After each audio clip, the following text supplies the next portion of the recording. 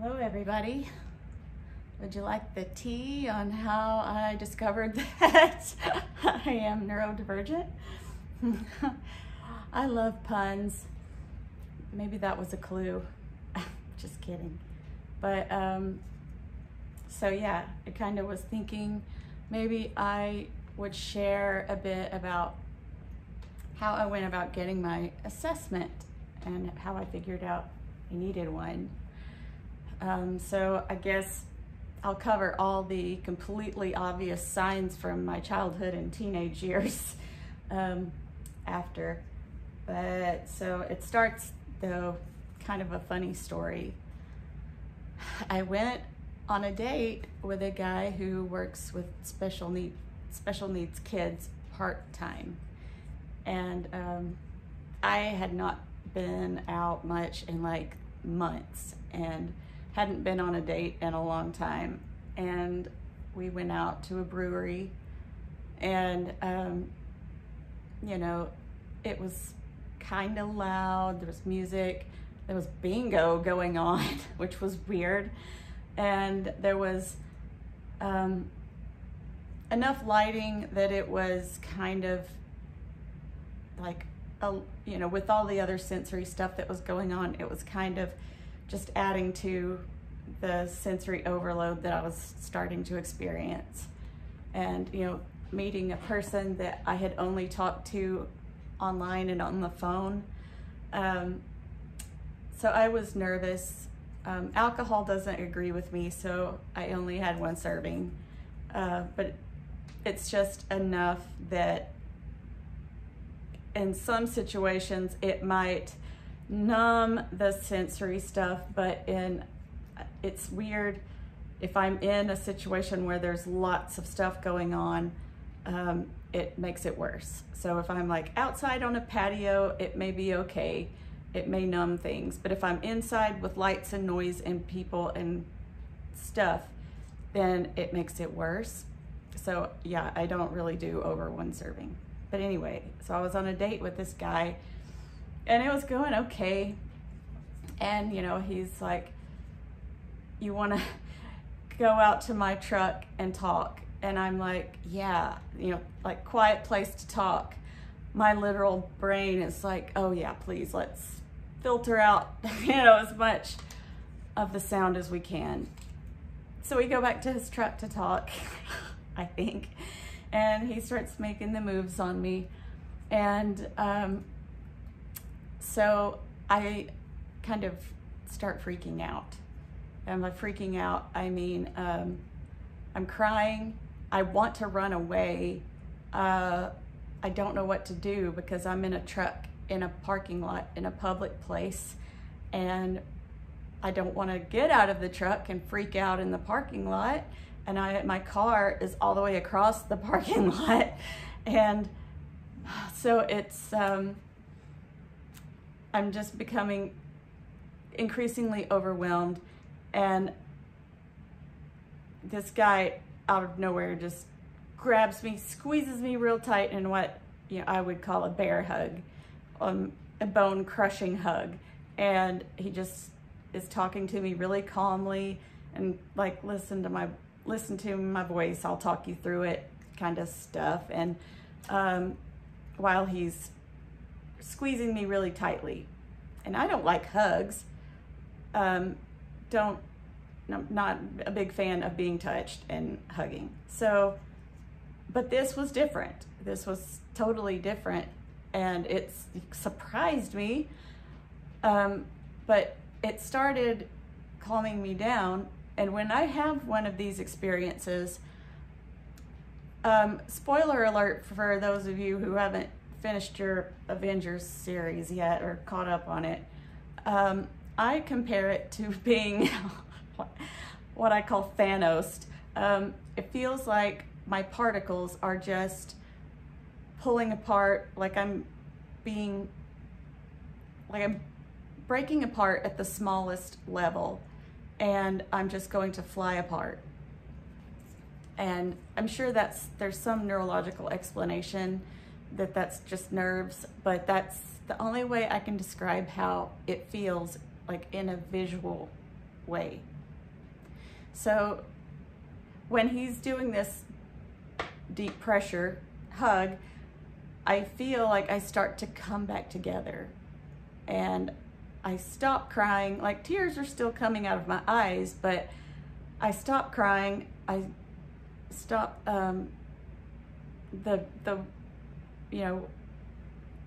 thoughts that are going through my head telling me to run away kind of tone down, and I come back to myself. And when he lets go and sits back, I'm just like, what did you do just then? And how did you know to do that? He said, well, I've seen that work on other autistic people.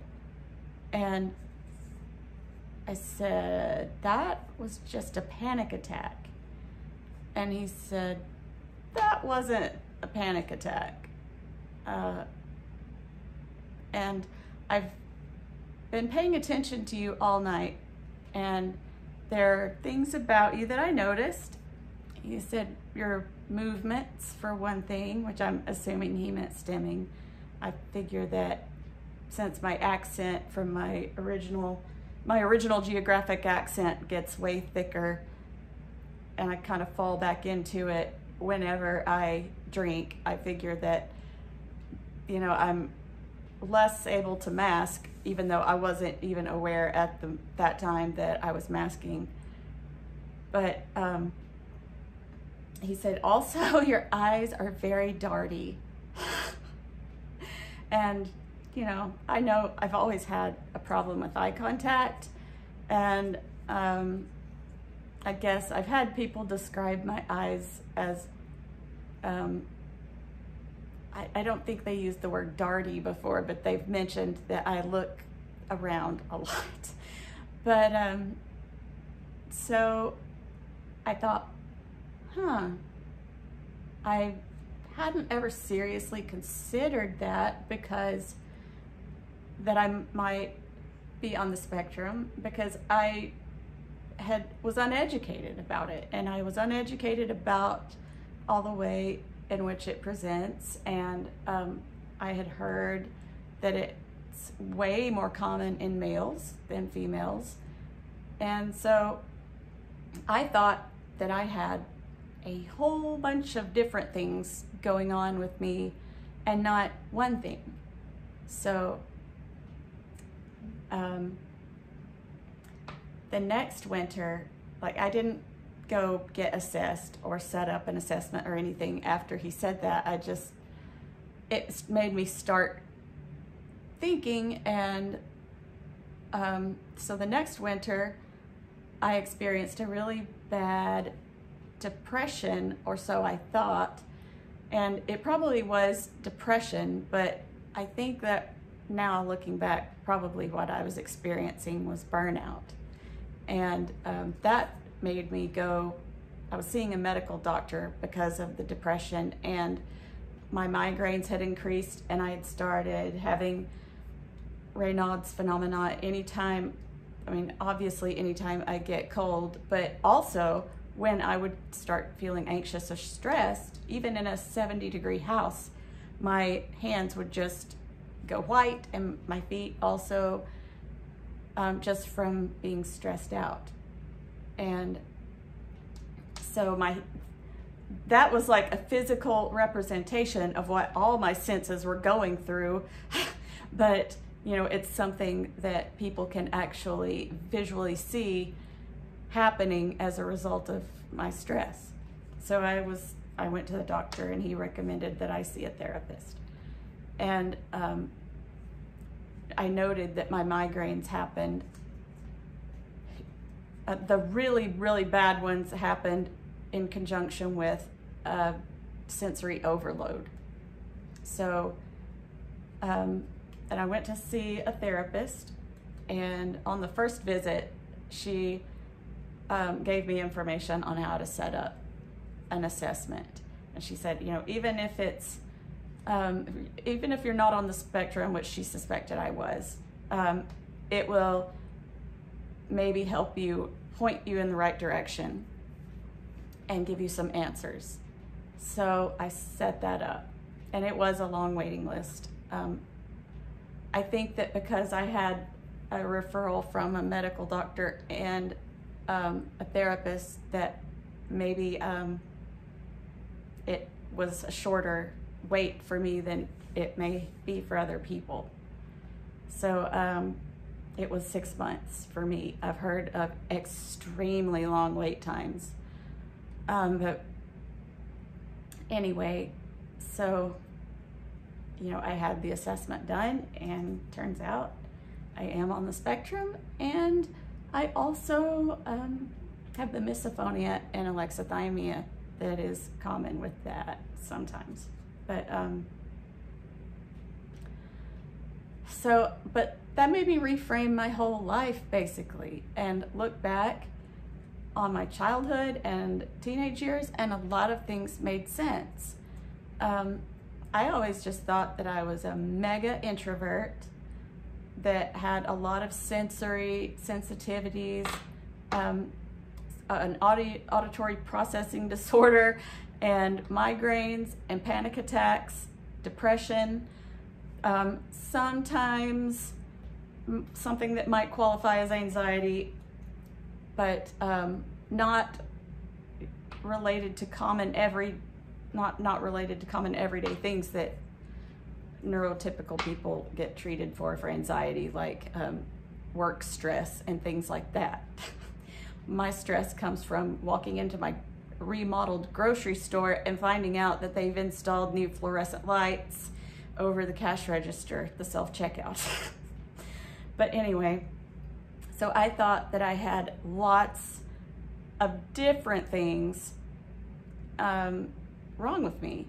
And so that kind of was a relief that I didn't have like 6 different things and communication and social problems on top of it, that it was, you know, one unifying thing.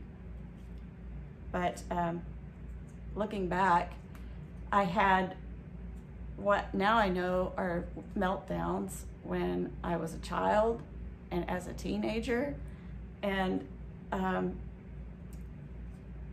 guess as an adult they became more I suppressed them more, and every time I sensed something like that coming on, I would try to get to a place where I could be completely alone and in quiet, somewhere I could control my environmental stimuli. So even though I didn't know what it was, I sort of had figured out how to minimize the effects of it. But that, you know, it wasn't even always possible to do that as an adult. But definitely as a child, I was extremely sensitive to sounds. I would, you know, especially higher pitched sounds, I would cover my ears and scream. And you know, I remember a few times, like my grandparents watched TV really loud, and me and my brothers were there, and my brothers were watching something, and it was like one of those quiet, suspenseful scenes, and then suddenly like loud screaming, and I remember just covering my ears, running through the house, slamming the door of a bedroom, and just screaming because of the screaming on TV. And it wasn't that I was scared by what was happening on TV.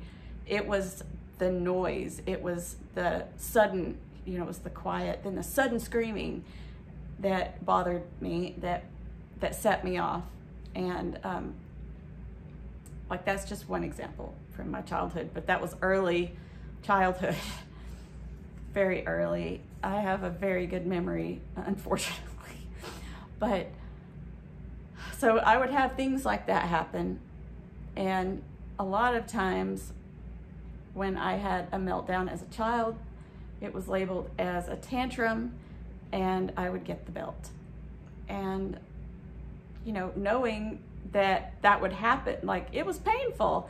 I knew that, you know, getting the belt was painful. So it would do me no good to consciously throw a tantrum. I knew better than that, but it was like I would lose control of myself at those times. Like it was almost like I had no choice. But yeah, I was sensitive to sounds. And I grew up in rural Alabama in the 80s. So testing girls for autism wasn't a thing that happened. And I'm kind of glad it wasn't, because just given the environment in which I grew up, it probably would not have been handled very well. It probably would have made things a lot worse for me. Because as it was, since I was kind of in the middle of nowhere, I had a lot of peace and quiet and outdoor time to myself. So, sorry while I adjust my fire.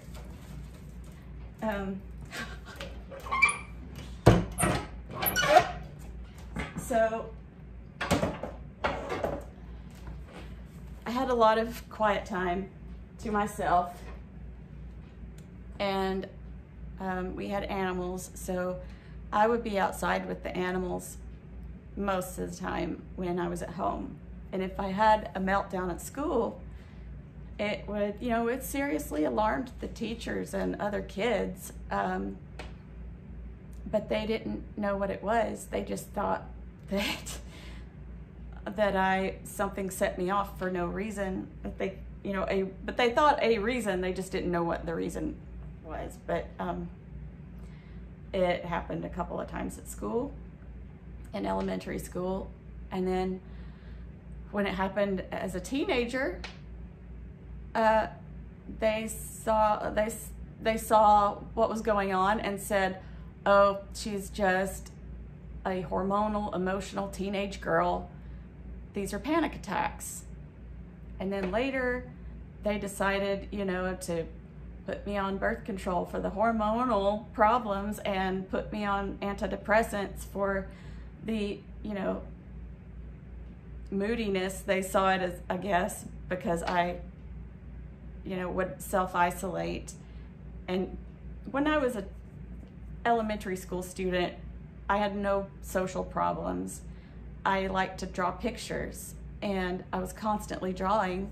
So other kids were really interested in what I was drawing, and they would, come and talk to me, and I would just draw a picture and be like, "Hey, here's a picture, be my friend," and it worked. But we all know teenagers can be awful. So when I became a teenager, the drawing pictures for friends, to buy friends, it didn't work. So I did not have great teenage years, and I was really socially ostracized. And I would have friendships, but they were not sustained friendships. I guess I didn't know how to maintain a friendship, or I might hurt somebody's feelings accidentally. But slurping alert for anybody who has misophonia. If I'm drinking really loud, I'm sorry. But anyway, so they missed the signs that were there. They were very obvious. And maybe if I had been a boy in a middle-class family in a city, maybe it would have been discovered, possibly. But I was a girl growing up in the 80s and being a teenager in the 90s in Alabama, in a lower middle-class family in rural Alabama. It just, it wasn't anything that was even suspected. So, and also they thought I had allergies because I broke out in hives, and they couldn't explain why. I had an extensive allergy test done, and they're like, well, we'll put her on an elimination diet because we don't really know. And but I was really sensitive to different fabrics and their textures, and I would cry when I would have to wear certain fabrics. My mom liked to dress me up in little lacy dresses like a freaking doll when I was little, and I absolutely hated it. And I would cry and I would get the belt because I was being bad, and she didn't understand that it was painful. It wasn't just like, ooh, I don't like lace. No, it was painful, and it hurt my skin. It hurt my nerves to be in that. And so there were so many things, so many sensory issues as a child. And, you know, it didn't go away as an adult. I just figured out how to manage them a little bit, to the point where I could finish college and I could get a job. And I think being able to mask for, you know, the amount of time that a job interview took probably had a lot to do with that. But, you know, I became a website administrator because I get to, you know, work with computers, which makes sense to me because I don't have to play mental gymnastics to guess what a computer is thinking. We're usually on the same page. But, yeah, I get to be kind of isolated and control my own environment in my office currently as a website administrator. But yeah, so most of my life, I just thought that I had all of these different things going on with me, and it wasn't. It was just, yeah, I'm just on the spectrum. And now that I know that, it's a recent diagnosis, I can at least learn how to manage it better and reframe my entire life, basically, which is kind of a relief that I don't have like 6 different things wrong with me. But learning how to manage it definitely is one of the benefits of having a diagnosis. And I would recommend it to anyone who is late diagnosed. It may help give you some answers and help get you some accommodations. So yeah, that's my story, or at least what I can cram into a somewhat reasonable amount of time. And I have really appreciated other people telling their stories, and so I thought that maybe sharing mine might help someone else. So I hope it did.